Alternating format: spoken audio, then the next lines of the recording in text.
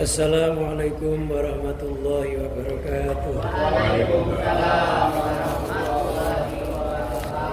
Bismillah, alhamdulillah, wa syukurillah, wassalatu wassalamu ala rasulillah Sayyidina Maulana Muhammad ibn Abdillah wa ala alihi wa sahbihi wa mawalah, amma ba'dah. Hadirin rahimakumullah, pertama-tama marilah kita panjatkan puji syukur atas limpahan rahmat, taufik dan hidayahnya. Alhamdulillah kita diberikan kesempatan oleh Allah bisa menuntut ilmu, terutama ilmu-ilmu tauhid. Harapan kita bersama, tiada modal yang terakhir untuk kita bawa kepada Allah kecuali modal ketauhidan. Walaupun namanya segunung, gurunya 1000 guru, tapi kalau kita tidak ada tauhid, iman, tauhid Islam, maka semuanya akan hampa belaka. Orang kalau nggak tauhid berarti maknanya syirik. Syirik artinya dosa yang besar, dosa yang tidak diampuni oleh Allah. Dengan ngaji tauhid, mudah-mudahan kita mati terbebas dari kesyirikan, dikumpulkan kelompoknya orang-orang muwahhidin atau orang-orang ahli tauhid. Hadirin rahimakumullah, mengingat sekarang sudah memasuki bulan Sya'ban, ya. Bulan Sya'ban. Jadi mungkin pertemuan kita tinggal sekali lagi. Akan tetapi untuk Kamis depan ini saya ada acara Nisfu Sa'ban. Jadi mungkin setelah Kamis ini, Kamisnya lagi penutup terakhir. Setelah habis Nisfu kan ada Kamis. Sekali lagi. Setelah nanti Kamis libur. Kamis libur karena saya ada acara ke Malang. Acaranya Nisfu Sa'bannya sebenarnya Sabtu malam Ahad, tapi kan harus datang sebelumnya karena Covid. Jadi setelah Nisfu Sa'ban itu ada hari Kamis, itu terakhir. Apa? Tawakuf maksudnya. Kamis setelah Nisfu Sa'ban. Ya. Kamis depan libur karena saya ada acara ke Malang. Yang tukang masak dipulangin. Masalahnya ada yang masak. Jadi besok ini kan Nisfu Sa'ban tuh, Sabtu malam Ahad itu Nisfu Sa'ban. Nah Kamisnya itu saya di Malang. Nisfu Sa'ban Sabtu malam Ahad. Ya.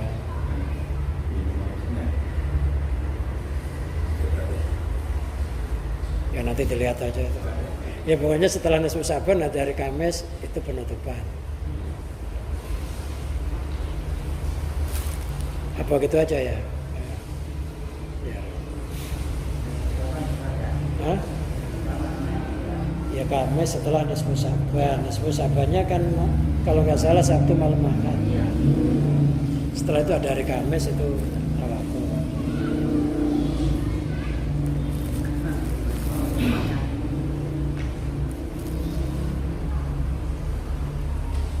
Bismillahirrahmanirrahim. Qala al-musannifu rahimahullah wa nafa'ana Allah bihi wa bi ulumihi wa amadana bi barakati fid dharain amin.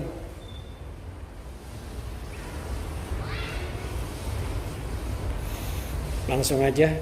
Ilahi in dhaharatil mahasinu minni fa bi fadlik walakal minnatu alayya wa in dhaharatil masawiyu, mesin masawiyu bukan masawiu.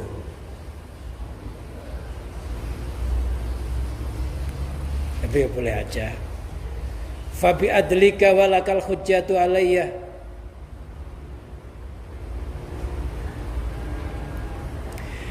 Ini adalah munajahnya Ibnu Athaillah rahimahullah. Munajah itu artinya berbisik, atau munajah itu curhat. mencurahkan isi hatinya kepada Allah. Jadi ini munajah-munajahnya Ibnu Athaillah ini bisa kita buat doa. Ilahi, duhai Tuhanku, indhaharat, jika telah nampak, apal mahasinu, beberapa kebaikan, mini dariku, fabi fadlika, maka itu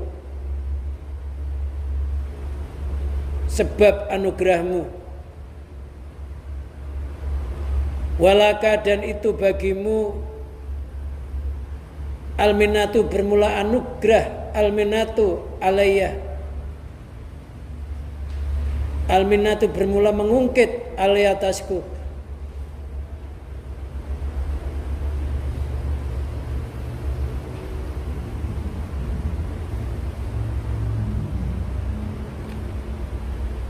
walaka, dan itu tetap bagimu, alminatu alayya, walaka, itu tetap bagimu, alminatu, bermula menuntut, alayya, atasku,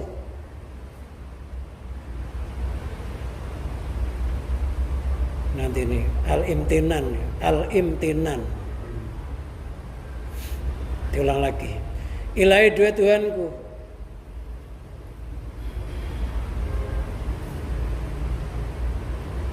indhara, jika nampak, apal mahasinu, beberapa kebaikan, mini dariku, fabi fadlika, maka sebab anugerahmu, walaka alminatu alayya, walaka, itu tetap bagimu, alminatu, bermula anugerah, alayya, atasku, wa indhara, dan jika nampak, apal masawi, beberapa keburukan, fabi adlika, maka dengan sebab sifat adilmu, walaka, walaka, itu tetap bagimu, al hujjatu, bermula hujjah, argumen atau tuntutan, alayya, atasku.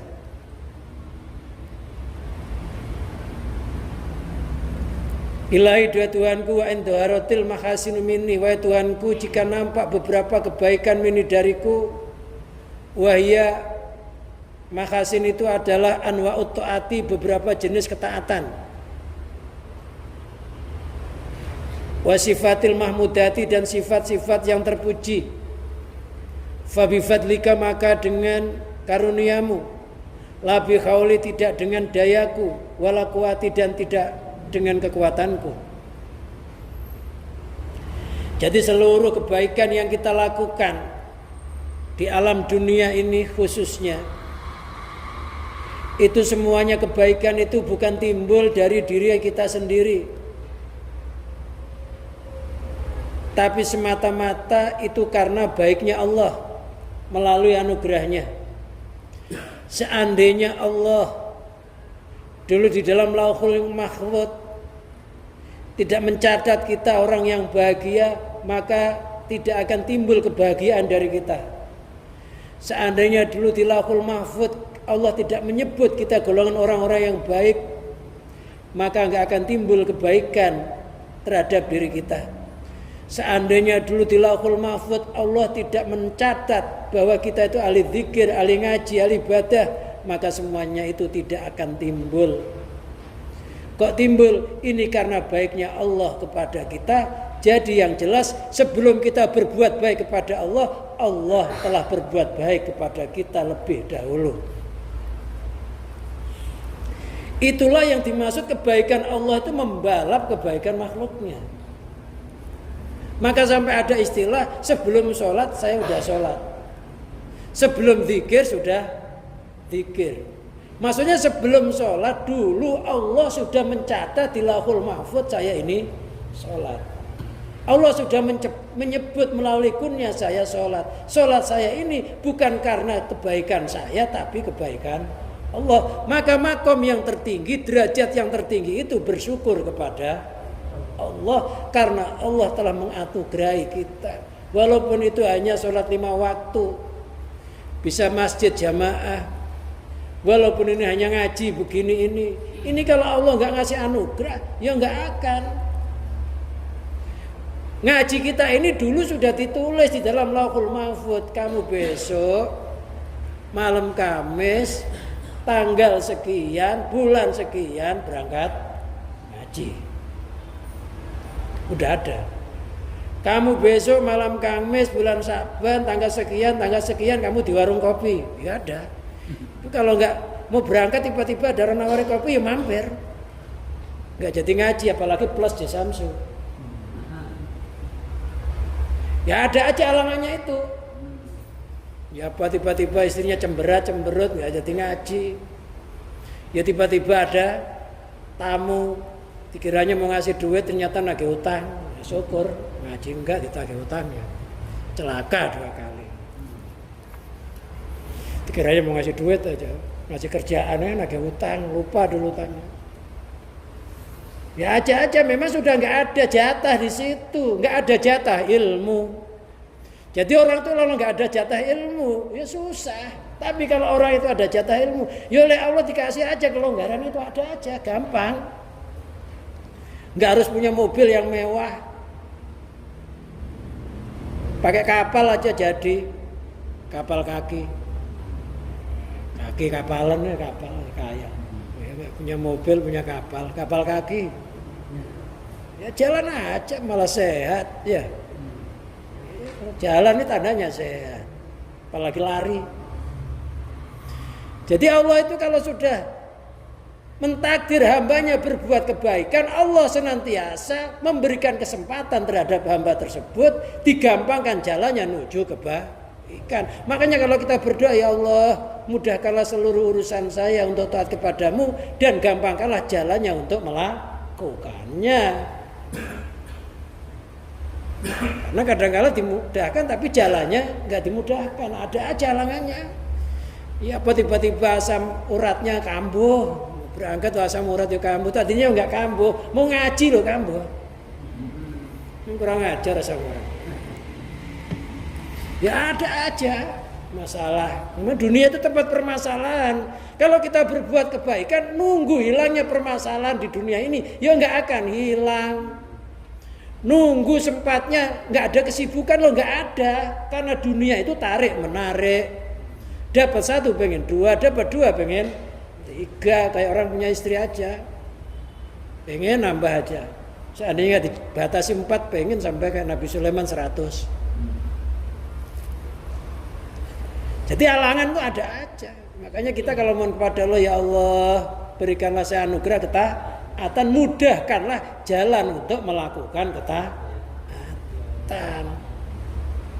Jadi 2 ngomongnya, jangan ya Allah berikanlah saya rezeki ketaatan, tambah mudahkanlah jalan untuk melakukan ketaatan. Terbukalah pintu ketaatan dan mudahkanlah saya memasukinya. Karena ada orang dikasih rezeki tapi nggak dimudahkan jalannya rezekinya harus diambil ketika waktu ngaji aja. Tadinya ya nggak ada orang nawari proyek itu, nggak ada. Giliran mau ngaji ya datang. Itu namanya dibuka pintu ketaatan tapi tidak digampangkan melakukan ketaatan. Ada aja halangan. Nah, kita itu mintanya dibuka pintu ketaatan, digampangkan jalan menuju taat. Pilek tiba-tiba mau ngaji ya sembuh gitu ya. Asam urat cenut mau ngaji lah tiba-tiba sehat. Pokoknya gitu, itu digampangkan namanya.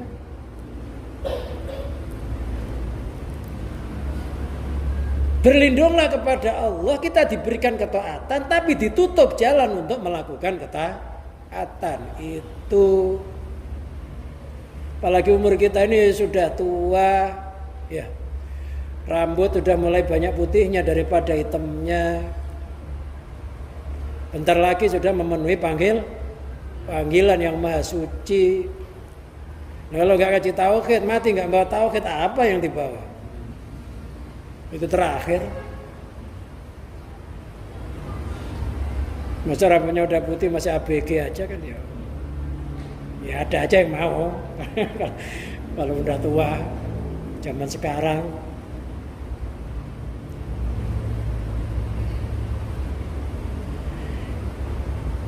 Lah Allah itu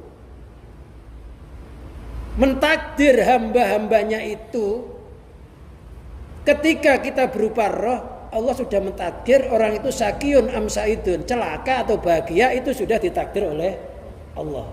Jadi takdirnya kalau kita itu mati celaka atau bahagia itu sudah ada. Jadi walaupun kita ngaji kayak apa, kalau takdirnya celaka ya tetap aja celaka. Walaupun kita maksiat kayak apa, kalau takdirnya bahagia, ya mau mati tiba-tiba taubat. Lantas setan berbisik, bukan pasir berbisik, setan yang berbisik. Karena ada sinetron film judulnya Pasir Berbisik, gara-gara ke Bromo. Setan berbisik, lah untuk apa kamu itu ngaji? Untuk apa kamu ibadah mencapaikan diri? Loh kalau takdirmu itu orang baik, pasti nanti kamu mau mati atau taubat jadi orang baik. Yang gitu itu bisikan setan. Bagaimana mestinya? Mestinya memang manusia itu diciptakan untuk ibadah kepada Allah. Wa ma khalaqtul jinna wal insa illa liya'budun. Saya tidak menciptakan manusia dan jin kecuali beribadah kepadaku. Yang penting tugasnya itu dilakukan, kita ibadah, mau matinya dimasukkan neraka, mau surga urusan Allah. Mendingan kita masuk neraka tapi sudah ngabdi sama Allah daripada kita masuk neraka nggak ngabdi sama Allah. Ya. Udah menjalani tugas, Allah masukkan neraka itu haknya Allah. Memang Allah punya sifat adil. Mungkin ketika kita ibadah banyak riaknya. Yang penting tugas sudah dilakukan. Masalah surga dan neraka urusan Allah. Tapi dalam Al-Quran terangkan kalau ada orang itu ahli ibadah, lantas matinya dimasukkan surga, itu kayak gajah masuk, kayak onta masuk lubang jarum. Mungkin nggak? Onta masuk lubang jarum mungkin nggak? Jarumnya seberapa, ontanya seberapa? Artinya nggak mungkin gitu.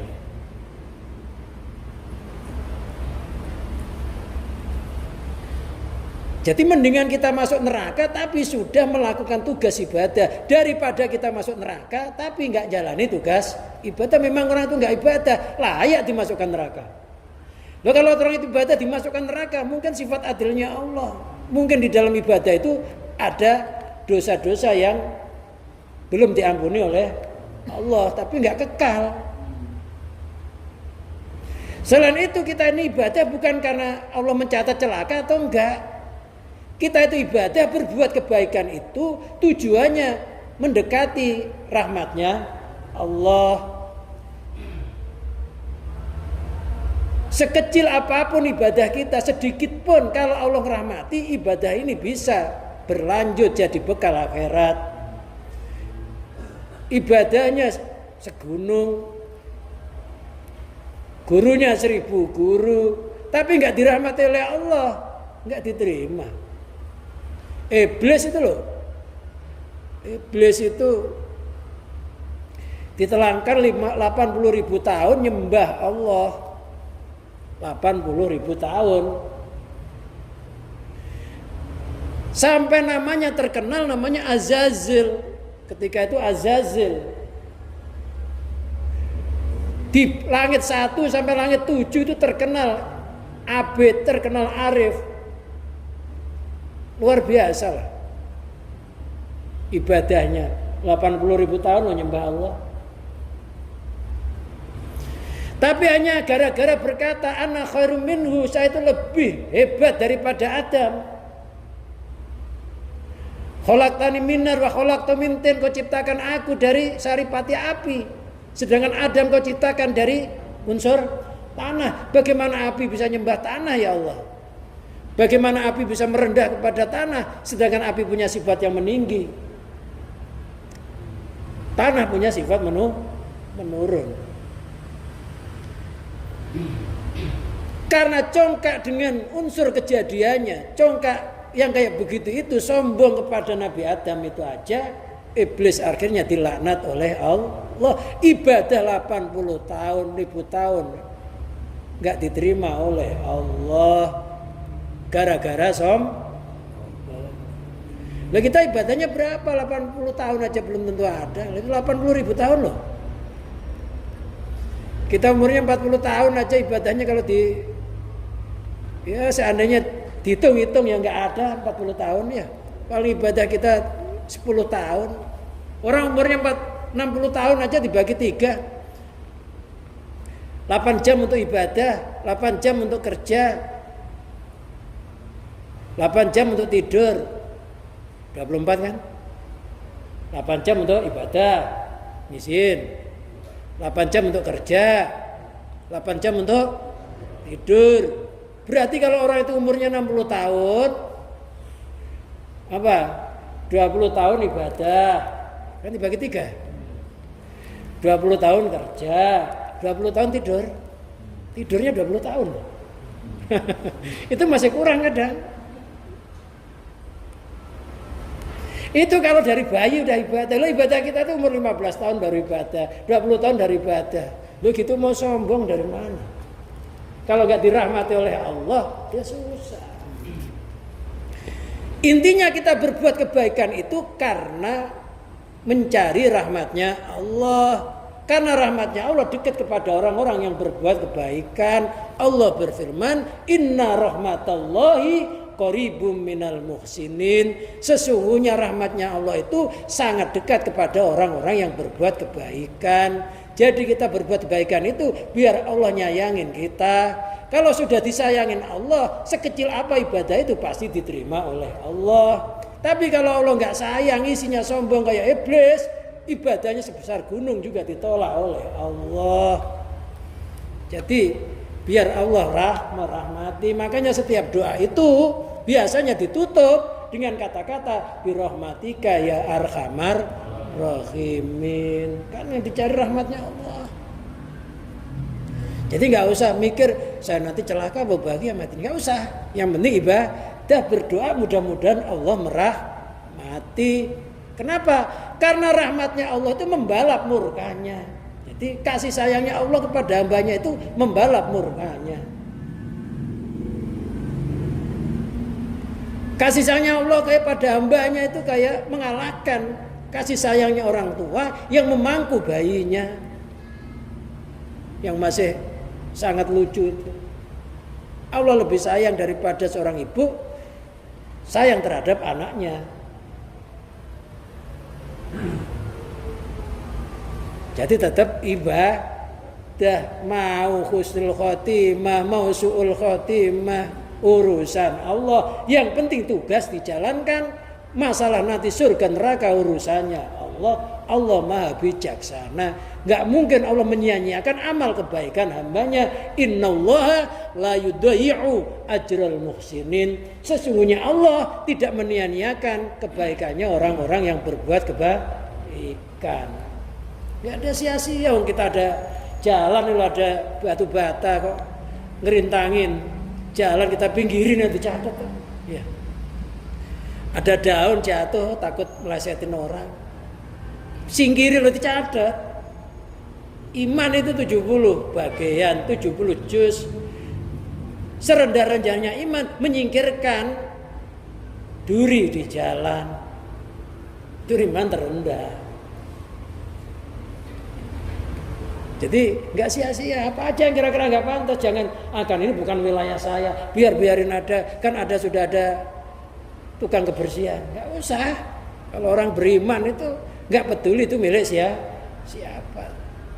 Memang siapa aja yang penting orang lewat selamat, mudah-mudahan selamat, bukan malah dihalang-halangi jalannya biar celaka. Jalan udah lebar disempitin, ada nggak? Ada, serakah, udah lebar disempitin. Kenapa disempitin? Nanti banyak motor nyenggol tembok saya. Lajat temboknya bukan orangnya. Ya, ada orang itu jalan udah dilebarin, sempitin. Loh itu persis Abu Lahab. Abu Lahab itu kalau Rasulullah lewat, itu istrinya tukang bawa kayu berduri, dihalang-halangi jalan Rasulullah. Jadi Rasulullah, Abu Lahab itu merintangi perjuangan Rasulullah, istrinya dukung. Sampai turun surat Al-Lahab. Tapi Abu Lahab punya keistimewaan. Walaupun begitu matinya kafir. Di dalam keterangan tafsir Sawi, Abu Lahab itu Tiap-tiap hari Senin di jari telunjuknya itu mengeluarkan air. Dia diistirahatkan dari siksa bisa minum air dari jari telunjuknya itu. Apa penyebabnya? Penyebabnya ketika Rasulullah lahir, Abu Lahab ini senang. Senangnya Abu Lahab itu sampai memerdekakan budak wanitanya.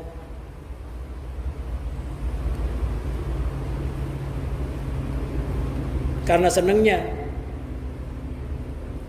Abu Lahab sampai memerdekakan budak perempuan ini. Walaupun Abu Lahab ini kafir menurut tafsir, itu nanti diringankan siksanya tiap-tiap hari Senin.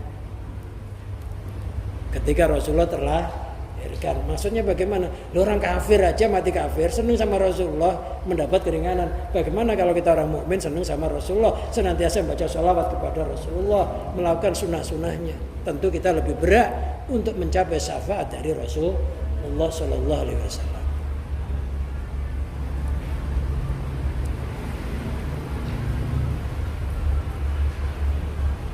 Wasifatil mahmudah, sifat-sifat yang terpuji, itu juga anugerah dari Allah.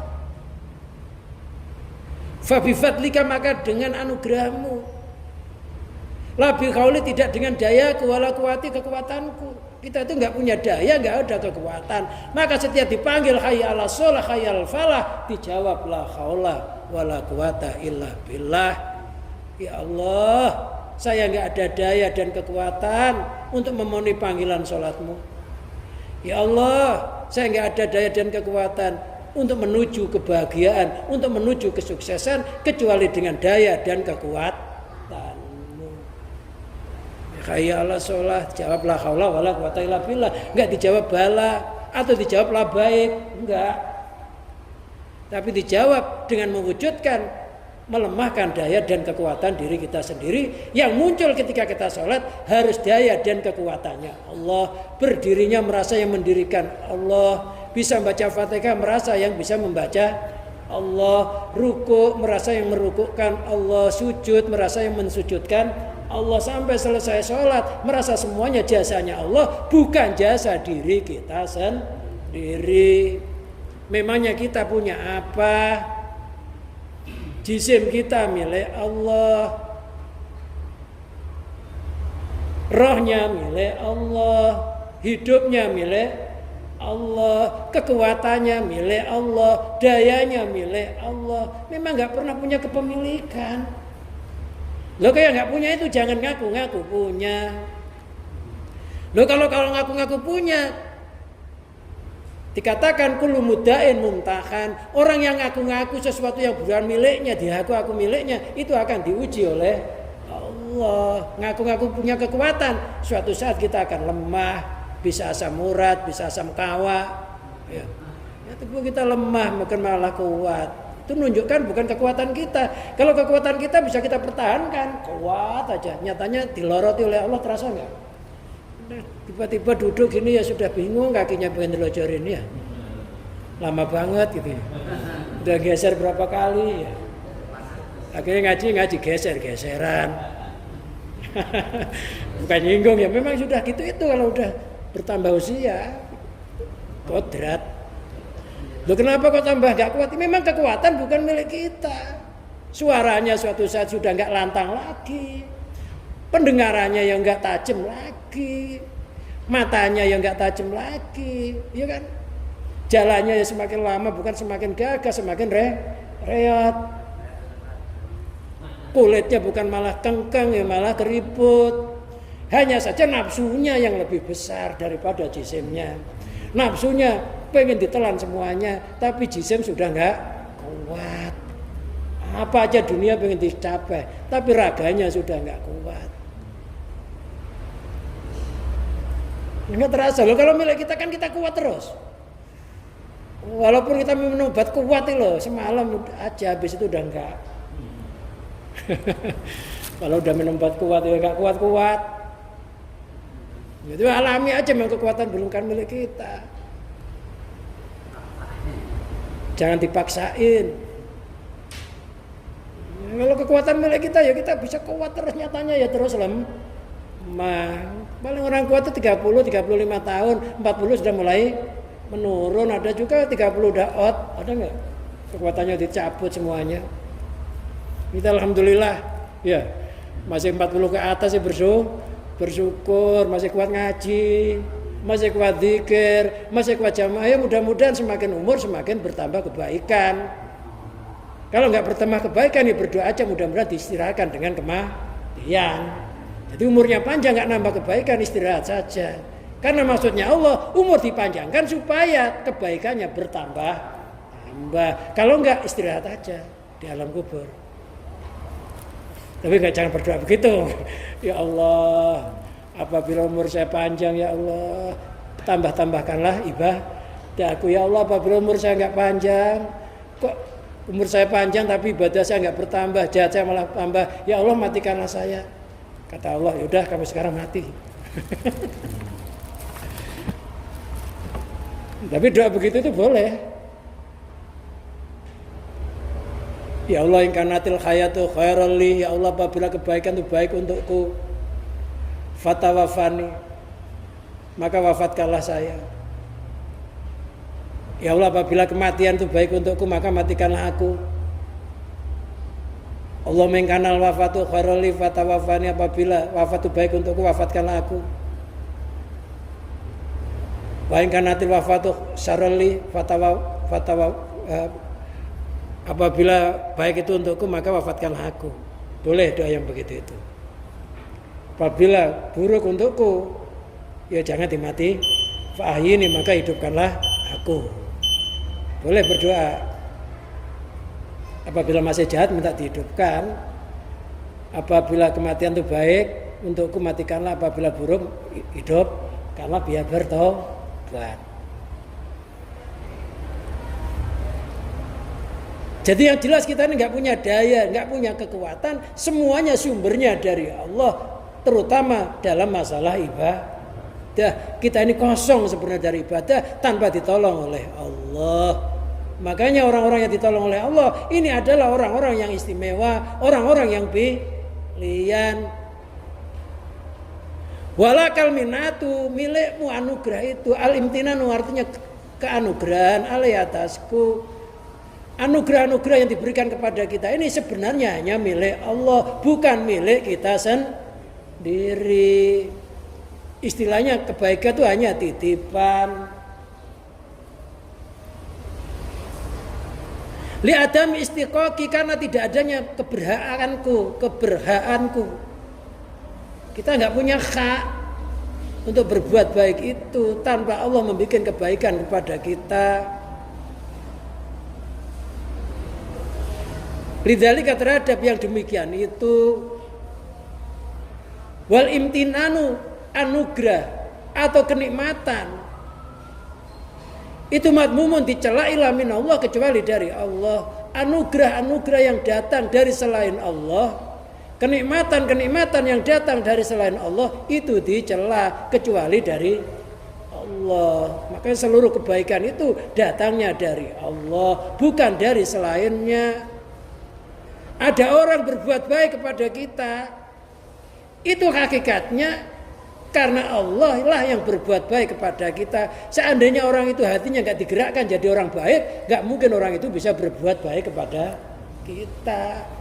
Jadi ketika ada orang berbuat kepada kita, lihatlah olehnya Allah menutupi aib kita, sehingga orang yang berbuat baik sama kita ini nggak tahu aib kita. Seandainya orang yang berbuat baik itu ngerti aib kita, nggak mungkin orang itu berbuat baik kepada kita. Jadi orang itu baik sama kita karena cacat kita, kejelekan kita, orang itu nggak dikasih tahu oleh Allah.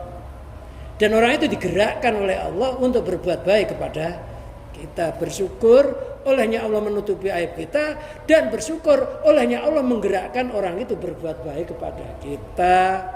Makanya kalau diberikan sesuatu kepada orang, ucapkanlah barakallahu fik, semoga keberkahan tetap kepadamu, di dalam dirimu.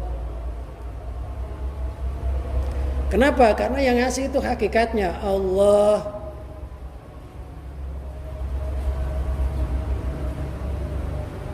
Jadi Jadi seluruh anugerah itu datangnya dari Allah. Kalau dari makhluk dicela, yang dari makhluk itu ada orang berbuat baik, kita lupa yang menggerakkan orang itu berbuat baik, Allah. Dan lupa ketika orang itu berbuat baik, Allah lagi nutup aib kita. Coba orang pacaran, aibnya dibuka-buka, mau nggak jadi istrinya? Ya, pasti pisah. Ya. Orang itu mau itu karena yang ditampakkan yang baik-baik, ya. Jeleknya nggak pernah ditampakkan sama kekasih kita, makanya dia mau kita nikahi. Giliran sudah sebulan, 2 bulan, setahun, aibnya kebongkar, udah terlambat, ya terpaksa akhirnya nerusin. Sampai ngomong, kalau saya ngerti sejak dulu udah nggak mau saya, udah punya anak banyak aja, gimana?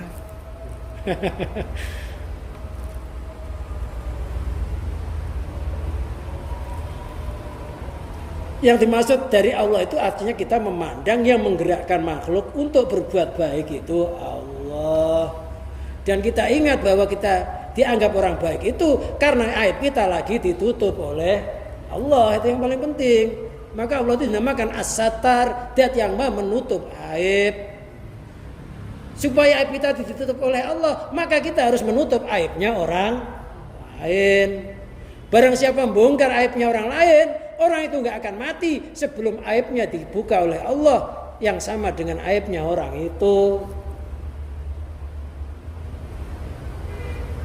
Idza aradta an tadhkurul uyuba akhika falyadhkur uyuba nafsika.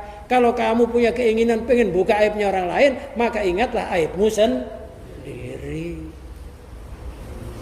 Karena kita ini sebenarnya nggak pernah baik kalau nggak ditutupi aib kita oleh Allah. Makanya orang-orang yang sombong merasa baik itu lupa kalau Allah nutupi. Makanya suatu saat orang yang merasa hebat, merasa sombong, merasa baik, suatu saat dibongkar oleh Allah. Kalau sudah dibongkar kebaikan bertahun-tahun, lenyap laksana hujan setahun, laksana kemarau setahun ditimpa hujan sehari. Orang itu kalau sudah lagi ingat jeleknya, baiknya nggak nampak. Ya. Padahal baik kita banyak, tapi gara-gara salah satu kali aja, karena sudah nggak simpati. Ingat itu, kalau orang berbuat baik, karena orang itu digerakkan oleh Allah untuk jadi orang baik, karena Allah memberikan anugerah. Nah kalau kita dianggap baik, ingat juga. Ketika kita dianggap baik itu karena Allah lagi nutup aib kita, cacat kita dalam ibadah banyak. Kita melakukan maksiat, orang yang nggak kita kenal nggak tahu oleh Allah ditutupin. Padahal Allah bisa buka. Seandainya Allah buka bisa, tapi oleh Allah ditutupin biar rumah tangganya langgeng, ya. Tetap ditutupi, kadang sampai mati aibnya nggak dibuka. Bersyukurlah kita ini ya. Bersyukur, jangan bangga diri, jangan sok-sokan, nanti takut kelumus.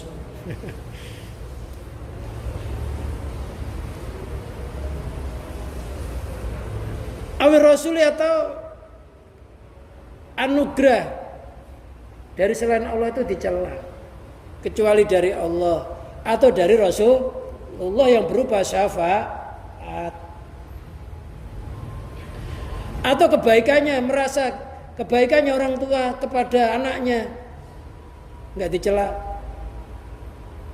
karena Allah telah berfirman anusykur li walidaik, hendaklah kamu bersyukur kepadaku dan bersyukur kepada kedua orang tuamu, gandengan, maka nggak dicela. Awisah atau dari guru, kebaikannya dari guru dan kepada murid itu juga nggak dicela, karena nggak ada guru itu mendoakan muridnya jadi celaka. Gak ada guru mendoakan muridnya supaya bangkrut. Gak ada. Tapi kadangkala si murid nutup kebaikannya guru, nutup kebaikannya gurunya, nutup doanya gurunya. Ada kalanya si murid gak mau silaturahim kepada gurunya, ada kalanya berprasangka buruk kepada gurunya, ada kalanya berpaling mencari guru lain. Maka guru itu akhirnya doanya gak sampai. Yang bikin gak sampai gurunya apa muridnya?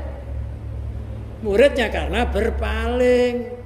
Guru nuangin air, di gelas-gelasnya dijungkir. berpaling dari guru.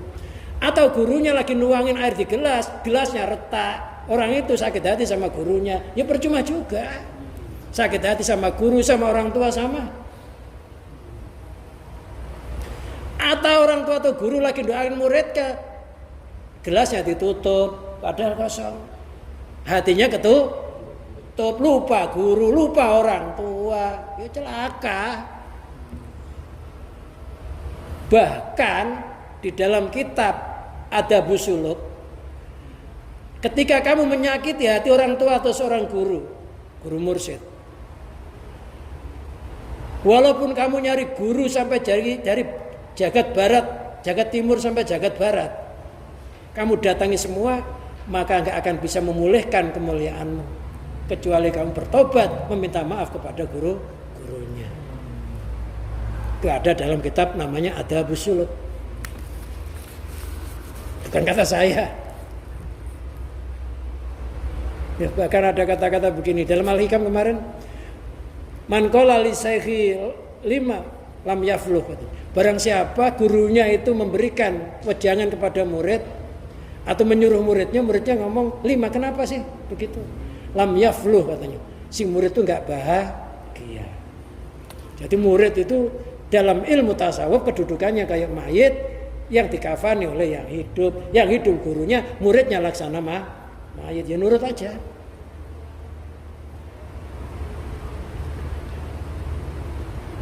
Jadi kecuali anugerah itu dari Rasul, dari orang tua, dari guru, hanya 3 itu.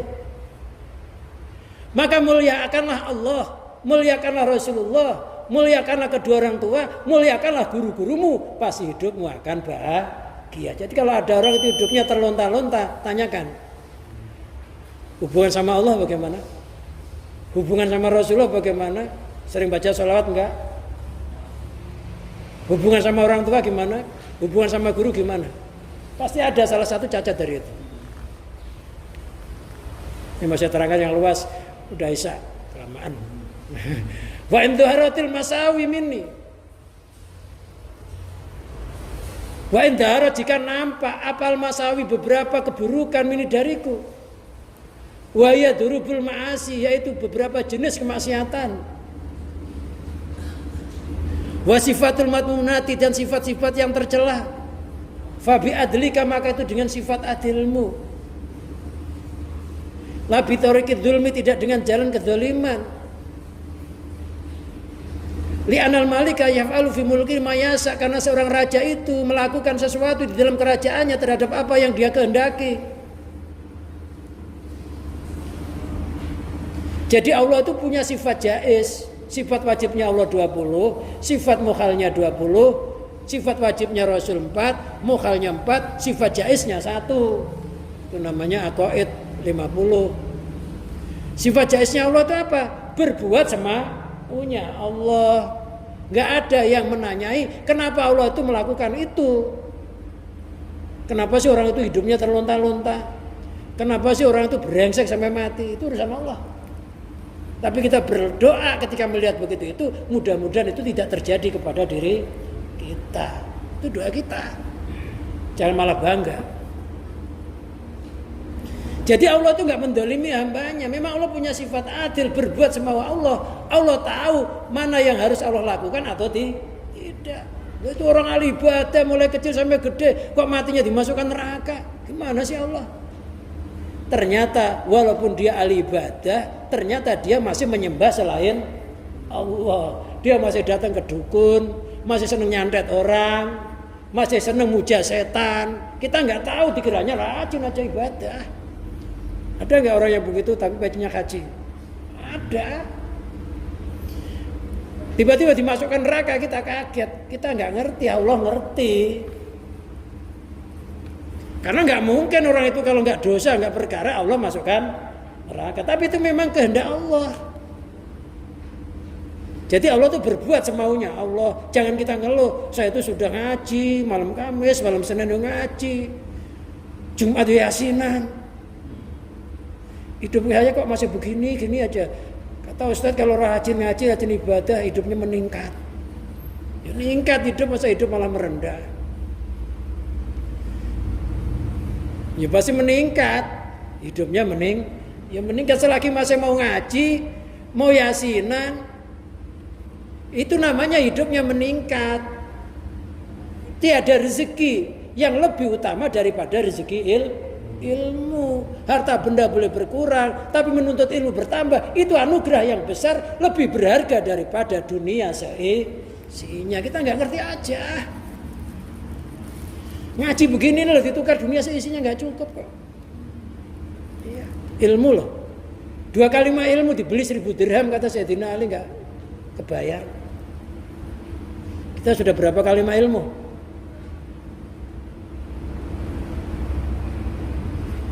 Jadi dia tetap ngaji malam Kamis, tetap ngaji malam Senin, tetap yasinan. Yang gitu itu sudah rezeki yang luar biasa, itu rezekinya roh.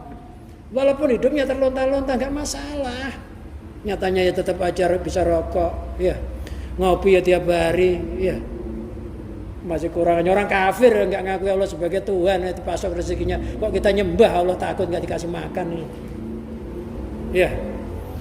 Orang kafir nggak mau batas sama Allah, ngese nggak cebok, pipis nggak cebok pakai tisu. Ya, itu di bandara itu udah kayak begitu. Lah itulah sama Allah dipasok rezekinya loh. Lo kok kita itu nyembah Allah, ngakui Allah sebagai Tuhan, masih ngaji, kok Allah nggak sayang? Nggak mungkin. Mungkin kalau rezeki jasad kita dikasih oleh Allah berlimpah, kita malah nggak ngaji, ya. Masih melarat gini aja, kadang ngaji, kadang enggak, Senin Kemis. Layamu tua layak ya, nggak mati-mati ngabisin biaya. Gimana kalau kaya ya, paling congkak paling ya. Tapi Allah sayang, oh ini kalau saya kasih keberhasilan congkak pasti. Udahlah gini aja. Bersyukur, harta nggak seberapa, yang penting badannya sehat. Ketika sehat digampangkan ibadah kepada Allah, digampangkan nuntut ilmu. Ya mudah-mudahan mati dalam kondisi nuntut ilmu, dihitung mati syahid, mati yang husnil khotimah, berlindung dari mati lagi neguk atau miring.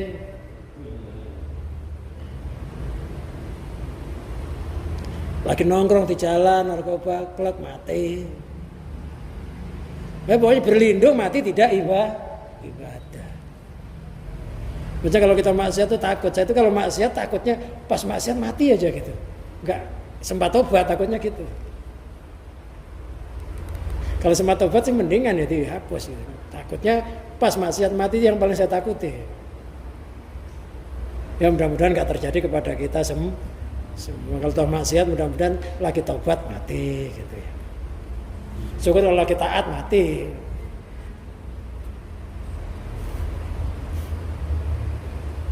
Jadi Allah berbuat semaunya. Allah nggak ada yang nanyai. Jadi jangan mensalahkan Allah ketika kita ditakdir sesuatu. Karena Allah tahu yang tersembunyi, tahu yang tersirat, tahu rahasia-rahasia yang kita nggak tahu. Banyak orang kita sangka baik, ternyata ketika mati bukan orang baik. Di Madura dulu ada seorang wali yang sangat keramat. Karena keramatnya itu ketika habis disolat itu jenazahnya bisa terbang sendiri. Tiba-tiba udah nyampe liang lahatnya. Orang sama menganggap itu seorang wali. Karena ibadahnya dilihatnya luar biasa. Ternyata itu bukan kekeramatan tapi istidraj. Ternyata orang itu mengamalkan ilmu sihir namanya sihir maghrobi. Jadi ada hizib maghrobi. Ada sihir maghrobi, sihir yang paling ampuh sedunia. Nah sihir itu, apa cara mengamalkannya? Itu menginjak Quran. Quran diinjak, terduduk di atas Quran, baru diamalkan. Sihir maghrobi itu. Dengan begitu punya keampuhan, dikiranya waliullah. Ternyata bukannya gitu, itu dimasukkan neraka. Allah yang tahu, kita ternyata tidak tahu. Kita anggap ulama, ternyata bukan ulama. Nah, ada namanya sihir maghrobi. Sihir maghrobi itu hanya kalah dengan hizib maghrobi. Namanya hizib maghrobi lapangan. Itu ada teksnya. itu nggak boleh dibaca di dalam ruangan. Itu Hizb Maghribi itu kalau dibaca ruangan yang lapangan itu bangunan bisa meretak. Kecuali rumahnya gubuk. Ada. Nah, Hizb Maghribi, Sikir Maghribi itu asalnya dari Maroko. Ternyata yang dianggap wali loh, belum tentu wali gitu ya. Belum. Makanya jangan silo, wah itu ada orang hebat. Kenapa? Masa ayam lo dipanggil dengan tangannya datang. Diajak ngomong lagi. Gak usah bangga, Nabi Sulaiman itu bisa ngomong sama binatang. Nabi Daud bisa. Ada orang bisa lap, enggak sebangga Nabi Sulaiman juga bisa terbang, berkendaraan angin, enggak sebangga. Walakal hujjatu alayya, dan bagimu hujjah atau argumen atasku. Jadi kalau kita berbuat maksiat, Allah berhak untuk mengkritik kita. Kita enggak berhak mengkritik Allah, ya Allah, kenapa saya dijadikan ahli maksiat? Kata Allah, kamu saya jangan ahli maksiat, maksudnya kamu supaya tobat, tapi kamu nggak mau tobat, akhirnya saya cabut nyawamu. Kamu nggak sadar. Ada orang nggak sadar kan ada, maksiat ya masih merasa umurnya panjang aja, nggak sadar dicabut oleh Allah. Kasih kesempatan, nggak mau mengambil kesempatan, malah nyari kesempitan. Jangan nyari yang sempit-sempit. Nyari yang luas-luas. Luas hatinya, luas pikirannya.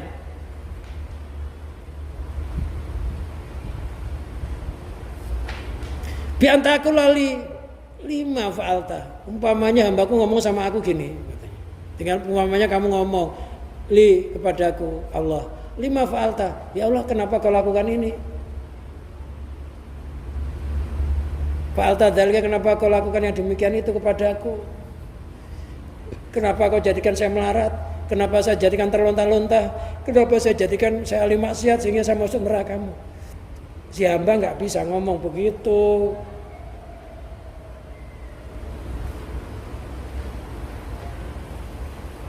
La taluman ghairaka talumuni nafsika.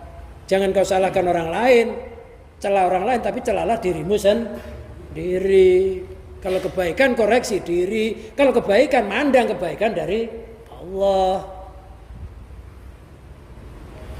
Jadi yang salah itu kita, Allah nggak pernah bersalah. Walaupun yang menciptakan kesalahan jahat itu Allah, tapi Allah nggak pernah jahat. Dalam menciptakan Rahwana itu jahat.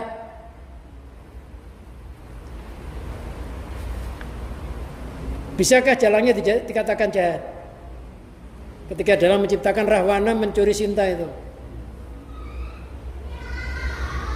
bisa nggak dikatakan dalangnya jahat? Dalangnya tidak dikatakan jahat, dalangnya adil, karena dalangnya nanti akan menciptakan seorang pahlawan yang berupa kera namanya Anoman. Kan gitu ya. Nanti yang menyelamatkan Sinta, karena nolong Rama. Ada istilah cintanya bagian Rama dan Sinta. Gak ada Rama aja, gak ada Rahmana, ya repot. Gak ada cerita. Ada polisi, gak ada maling, rame gak? Polisinya banyak, malingnya gak ada, penjahatnya gak ada. Nah apanya yang ditugaskan? Justru ada maling, ada penjahat, alhamdulillah ada polisi, ada satpam, ada satpol PP. Coba itu nggak ada kejahatan, nganggur nggak? Ya nggak ada lapangan kerja, nggak ada satpol PP sambil nembakin tembakan angin, brus, ngawampaki gedong.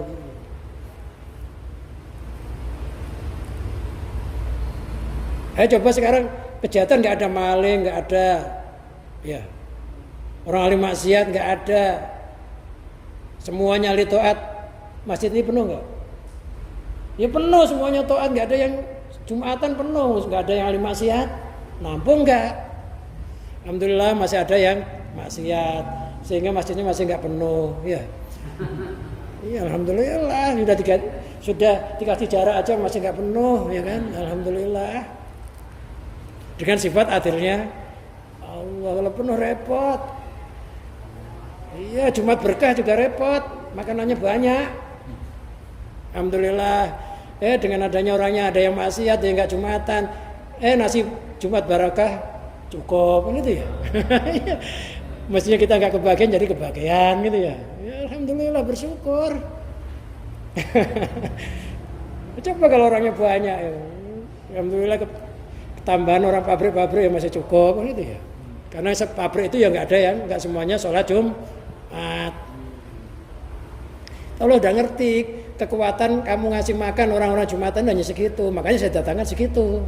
Kalau udah ngerti, saya pikir aja mereka lengah nggak Jumatan, mereka asik dengan tidurnya, mereka asik dengan pekerjaannya.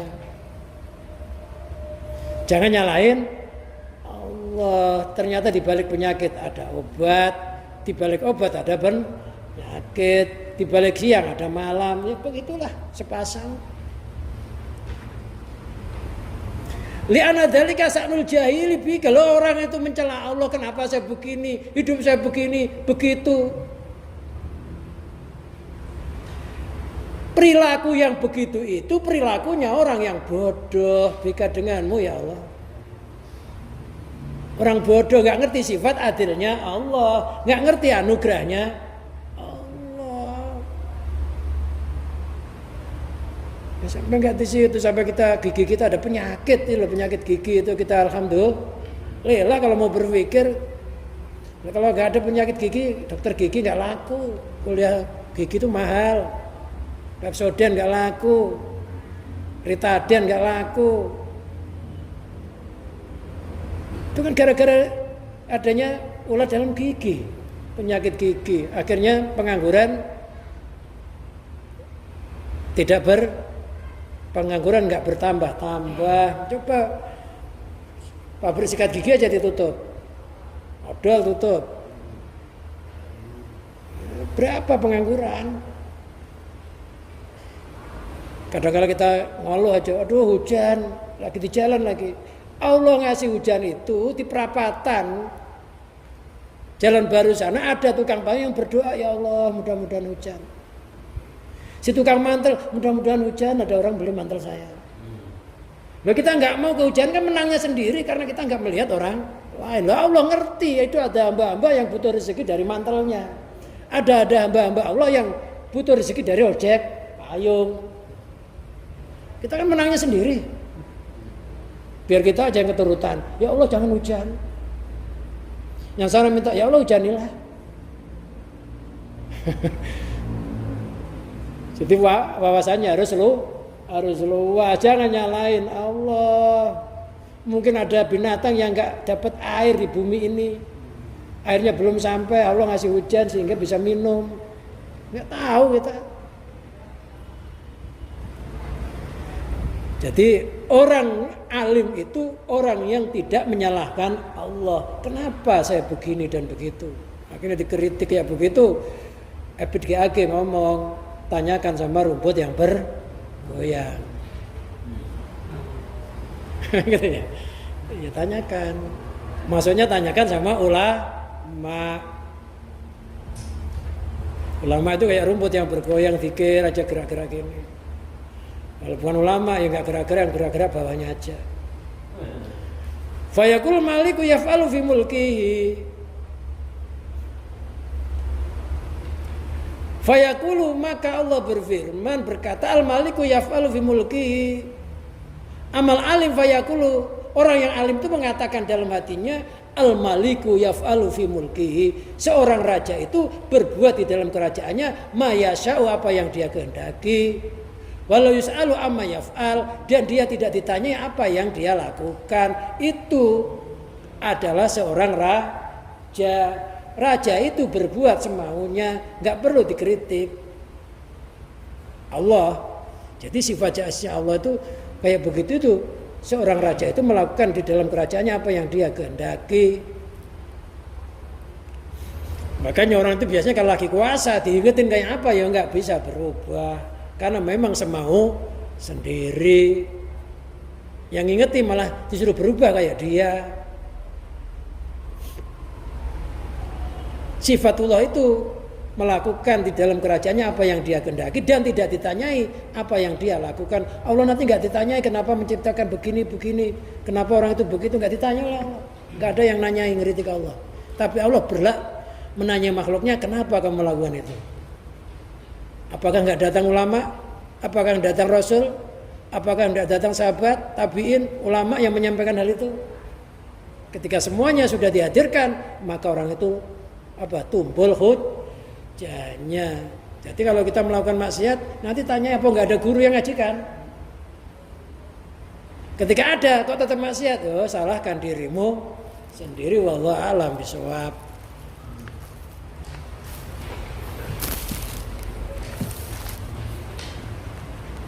Ya, pengajian ini kita akhiri sementara di sini. Nanti insya Allah Kamis depan, Kamisnya lagi penutupan.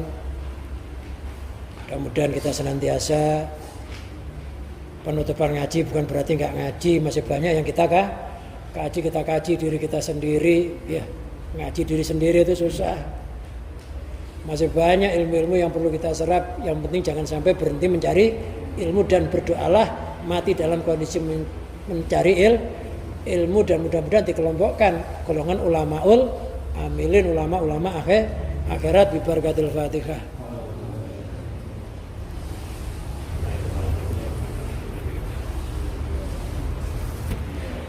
Allahumma shalli wa sallim wa barik ala sayyidina Muhammad sayyidil awwalin wal akhirin an sadatina ashabi sayyidina rasul ajmain. Allahumma bi mu'jizati jamil anbiya'i wal mursalin wa bi syafaati sayyidina Maulana Muhammadin sallallahu alaihi wasallam wa bi karamati bi barakati Syaikhul Abdul Qadir Al-Jilani wa bi karamati barakati Ibnu Athaillah Sukandari wa man sarfa wa man sarqawi wa jamil ladina ya ta'alamuna wa alamu hadzal kitab. Allahumma ya Allah wa bi karamati barakati jamil auliya'i was sholihin wa jam masakina ilal muntaha. Allahumma jal hayatana hayatan istiqomah wa jal mautana bi husnil khatimah. Allahumma barik lana fi dinina wa dunyana wa akhrana. Allahumma tim bi sa'adati ajalana. Allahumma tim bi sa'adati ajalana. Allahumma tim ajalana. Allahumma tim akhir umurina bi husnil khatimah. Rabbana atina fid dunya hasanah wa fil akhirati hasanah wa qina adzabannar. Sallallahu alaihi sayyidina Muhammadin wa ala alihi washabbihi wa barik wa sallim wa akhiru da'wana alhamdulillahi rabbil alamin. Wassalamu alaikum warahmatullahi wabarakatuh.